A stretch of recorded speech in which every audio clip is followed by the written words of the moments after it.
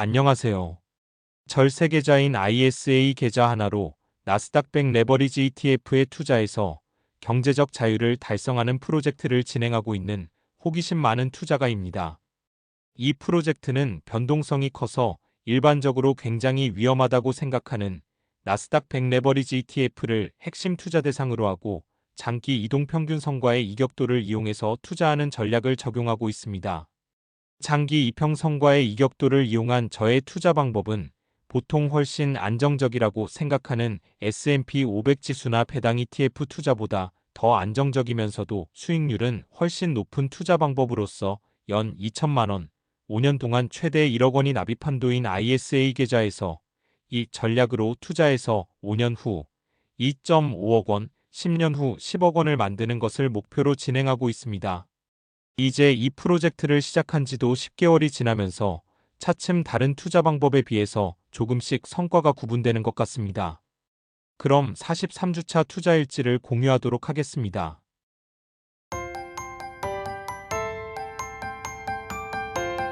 한 주간 미국 주식시장은 미국 정부의 셧다운 해제와 이에 따라 발표될 경제지표들의 결과에 대한 걱정으로 연준의 금리 인하 가능성이 낮아지면서 등락을 하다가 하락 마감했습니다. AI 투자 및 이에 대한 거품 논란으로 목요일에 크게 하락했지만 금요일에 추가 하락하다가 보합권에서 마감함으로써 약간 진정되는 듯하네요. 막대한 패시브 자금의 유입으로 일부 유튜버와 전문가들의 폭락 같은 급격한 하락은 쉽지 않을 것으로 예상됩니다. 만약 빅테크 기업들의 큰 실적 악화 등으로 AI 산업에 대한 의구심이 커지는 경우 급락과 장기 조정이 나타날 가능성이 있을 거라고 생각합니다. 한 주간 국내 주식시장은 목요일 미증시의 급락으로 인해 금요일에 상당히 크게 조정받으면서 마감했습니다. 외국인들의 지속적인 매도와 환율의 지속 상승에 따라 조금씩 걱정이 커져가는 듯한 양상이네요. 지난주에 언급했듯이 한동안 3,800에서 4,200 정도에서 횡보하지 않을까 예상됩니다. 올라가기에도 조금 부담스럽고 그렇다고 급락하기에도 여러 여건상 쉽지 않을 것 같습니다. 본 프로젝트의 핵심 투자 대상인 미국 나스닥 100 레버리지 ETF 차트입니다.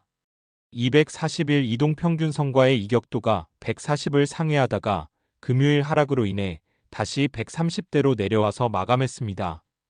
이번에 조금 더 조정을 받으면 추가 납입해서 추매하려고 했는데 금요일에 미증시가 하락하다가 보합으로 마감한 것을 보니 다음 주에 어떻게 될지 모르겠네요. 지금 진행하고 있는 본 투자 방법은 급락을 조금도 두려워하지 않습니다. 차트에서 볼 수 있듯이 240일 이평선이 매수 시점보다 거의 20% 가까이 상승하고 있습니다. 본 투자 방법은 240일 이평선을 하향 돌파하는 경우 보유 수량을 전량 매도하고 다시 매일 소량씩 분할 매수를 진행하기 때문에 매도 시점에 일정 수준의 이익을 확보한 상태에서 익절하게 되죠. 익절 후에 마음 편하게 다시 이평선 하단에서 매수를 진행하기 때문에 주가가 상승해도 좋고 장기간 크게 하락해도 별 마음의 부담이 없는 투자 방법이라고 생각합니다. 호투의 투자일지입니다. 월요일에는 매수했어야 했는데 다른 일에 정신이 팔려서 미처 매수하지 못했습니다. 이후 화수목 3일 동안은 240일 이평선과의 이격도가 140을 상회하면서 분할 매도를 진행했고 금요일에는 이격도가 140m로 내려와서 원칙에 따라 추가 매수했습니다. 따라서 지난주 금요일에 비해서 보유 수량이 소폭 감소했습니다. ISA 계좌 현황입니다. 지난주에 비해 주가가 하락해서 계좌 총 자산이 소폭 감소했습니다. 익절한 예수금이 있기 때문에 이평선 이격도가 140 아래일 경우에는 한동안 계속 추가 매수를 진행할 예정입니다.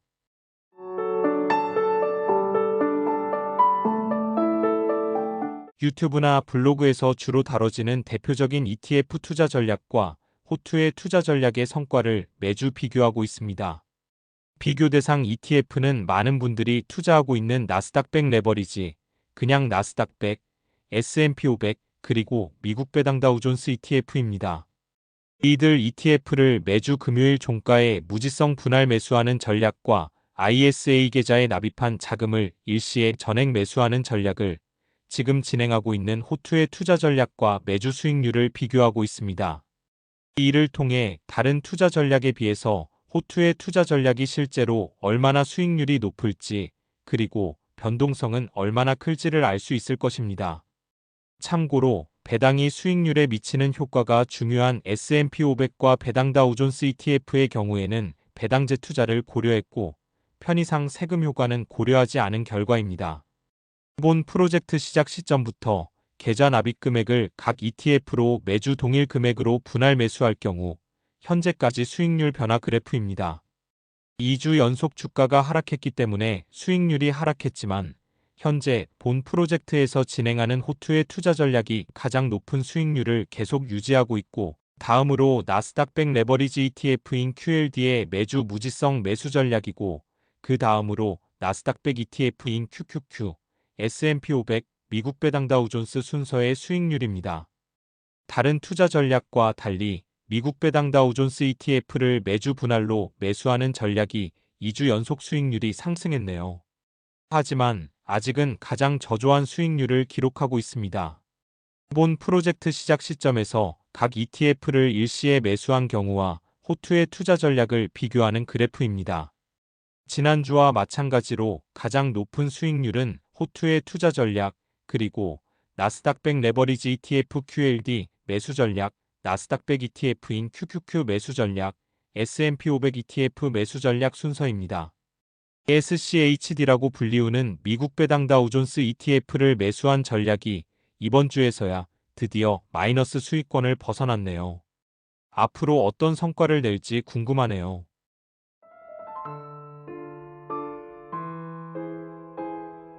다음 주에는 어떤 이슈들로 주식시장이 출렁일까요?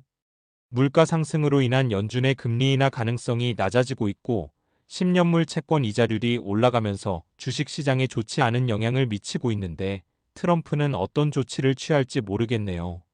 매일매일 시장을 지켜보면 롤러코스터를 탄 듯하지만, 조금만 거리를 두고 지켜보면 그냥 강물이 흘러가는 것과 마찬가지일 뿐입니다. 잠깐의 돌무더기, 잠깐의 굴곡이 있지만 결국 바다로 진행되는 것처럼 투자도 긴 시각으로 보면 출렁임이 있을 뿐 어차피 승자의 기록인 지수 자체는 상승할 수밖에 없습니다. 개별 기업은 흥망성쇠가 있지만 살아남은 개별 기업들의 집합인 주가지수는 잠깐의 출렁임밖에 없기 때문에 마음 편하게 투자하는 것이 정신건강에 좋을 것입니다. 여러분들의 성공 투자를 기원합니다. 오늘 준비한 영상은 여기까지입니다. 구독, 좋아요는 제가 영상 제작하는 데 큰 힘이 됩니다. 감사합니다.